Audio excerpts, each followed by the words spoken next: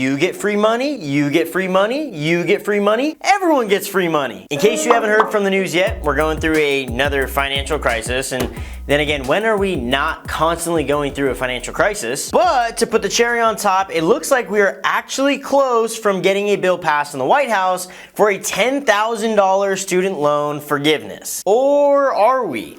Let's chat about it.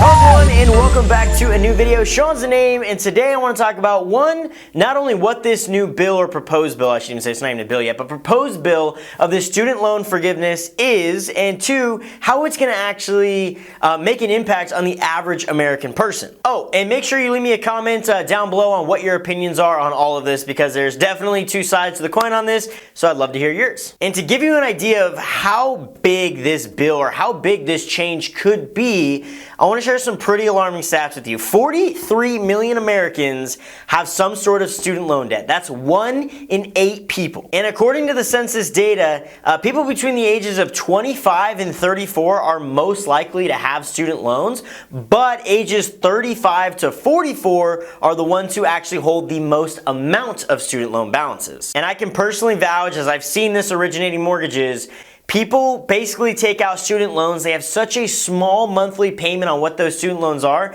and they never end up actually paying them off. So the balances either grow as they're in some sort of interest-bearing forbearance program, or they just keep maybe adding to them as they go get more degrees, as they don't really pay them down with how little the payments actually are on them. It's honestly kind of a shame, but the Biden administration went heavy during their campaign for the presidential election to be a president for the people. And one of those things to be for the people was to figure out this whole massive amount of student loan debt. Problem is, I don't know if the Biden administration realized how big of a problem this actually is and how hard it might be to actually deliver on some of the promises that were set during the campaign. So the current deal that is actually on the table right now, and again, this is not set in stone or even finalized by any means, but what's been in the talks with the Biden administration is the fact that they are going to be vanishing or removing $10,000 worth of student loan debt per person. And really the only qualification metrics for this is the fact that if you're single, you have to make under $150,000 a year,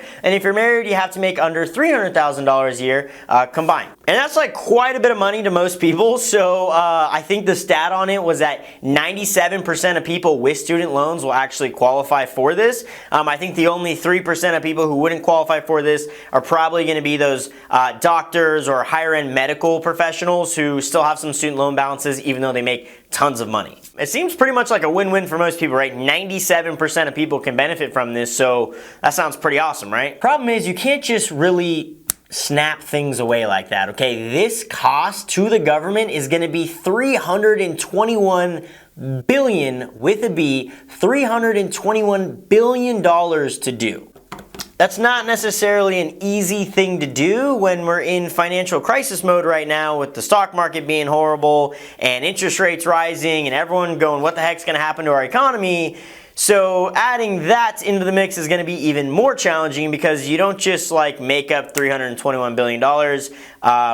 It has to come from somewhere. But let's play some devil's advocate. Let's say that you can go into the Avengers, do like some Infinity Stone thing, and boom, all the student loan debt gone, and it has no implications. Even if that were the case, it still would not happen overnight. So what basically has to happen for this, or this deal that's on the table, it has to basically be finalized into a legit bill, not just like hearsay or what they're trying to do. It has to be put into a finalized bill. That bill has to go into Congress and basically pass all this legislation. Once it passes all that legislation and it goes into effect, it's still going to take a little bit of time for people to actually see it on their own personalized credit reports or student loan payments or anything like that. It's going to take so much longer than we think. And actually, a good example of this is stimmy checks, the stimmy checks everyone got during the pandemic.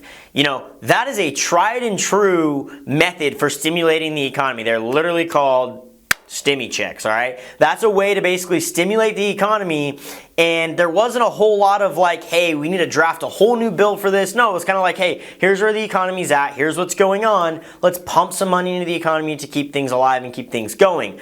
this student loan forgiveness is kind of a whole new bill. It's a whole new animal, and it's going to take even longer than it took for basically the stimulus checks to be announced, be approved, and then be sent out to everyone. That took forever, and this will take longer. And since we're talking about stimmy checks, let's just piggyback right off those again. While stimulus checks are great in the short term, right? They stimulate the economy, they get people out spending money because everyone has kind of a surplus of money. It's great in the short term, but it really has some massive implications in the long term, which is what we're feeling right now with this financial crisis that we're in. Inflation is now up to 8.6% as of last week. Do you think that inflation just rose just because? No. Inflation rose for many reasons. There's tons of reasons why it rose, but the main reasons were the fact that so much money, fake money, was pumped into the economy with these stimulus checks. Plus, on top of that, interest rates were dropped so low that money became so cheap. But when money's cheap and everyone has it, inflation is going to rise. I mean, that's like economics 101. Inflation right now is the highest it's been since 1981. I mean, gas prices across the country are like $5 or more. I think groceries are up a ton, travel's up a ton. I mean, everything is up so much. Actually, I have a cheat sheet with some stats right in front of me, so let's just take a look at them. Energy prices are up 34.6%.